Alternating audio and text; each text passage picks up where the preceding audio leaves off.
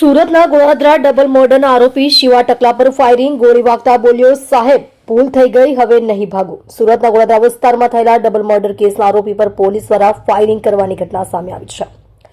Reconstruction દરમિયાન આરોપીએ ભાગવાનો પ્રયાસ કરતા પોલીસે સ્વરક્ષણમાં 2 રાઉન્ડ ફાયરિંગ કર્યું હતું। ફાયરિંગમાં આરોપીને પગમાં ગોળી વાગતા તેને સારવાર માટે સિવિલ હોસ્પિટલ ખસેડવામાં આવ્યો હતો। શિવા ઉર્ફે શિવો ટકલો રિકન્સ્ટ્રક્શન દરમિયાન ભાગવાની કોશિશ કરતા ઇજાગ્રસ્ત।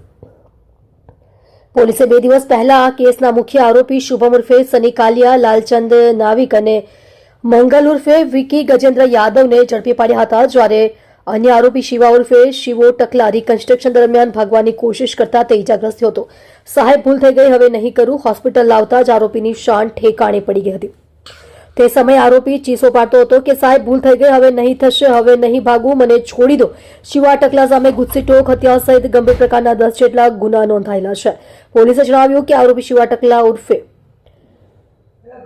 શિવા સામે ગુસ્સી ટોક, હત્યા સહિત ગંભીર પ્રકારના 10 જેટલા ગુના નોંધાયેલા છે। 1 મહિના પહેલા જ તે હત્યાના કેસમાં જેલમાંથી પેરોલ પર બહાર આવ્યો હતો। આરોપીએ ગોળાદરા વિસ્તારમાં રૂપિયાની લેતી દેતી મામલે 3 યુવકોનું અપહરણ કર્યું હતું, જેમાંથી 2 યુવકોની હત્યા કરી નાખી હતી, જ્યારે 3જા યુવકને પોલીસે મુક્ત કરાવ્યો હતો। આ કેસમાં અગાઉ 5 આરોપીઓની ધરપકડ થઈ ચૂકી છે।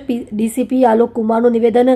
ડીસીપી આલોક કુમારે જણાવ્યું કે આરોપીની ધરપકડ અમદાવાદથી કરવામાં આવી હતી અને પોલીસ વાન મારફતે તેને સુરત લાવવામાં આવી રહ્યો હતો। રસ્તામાં આરોપીએ વોમિટ થવાનું બહાનું બતાવ્યું હતું, જ્યારે 2 પોલીસ કર્મીઓ તેને સાઈડમાં લઈ ગયા ત્યારે આરોપીએ પથ્થર વડે હુમલાનો પ્રયાસ કર્યો હતો। આ સ્થિતિમાં પોલીસને સ્વ બચાવ માટે પગના ભાગે 2 રાઉન્ડ ફાયરિંગ કરવાની ફરજ પડી। સમગ્ર મામલે ઊંડાણપૂર્વક તપાસ કરવામાં આવશે।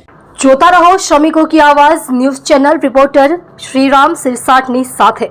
શ્રમિકોને કોઈ પણ સમસ્યા હોય તો ઉધના 3 રસ્તા વિમલ ગાર્મેન્ટ્સના ઉપર ઓફિસ પર સંપર્ક કરવો।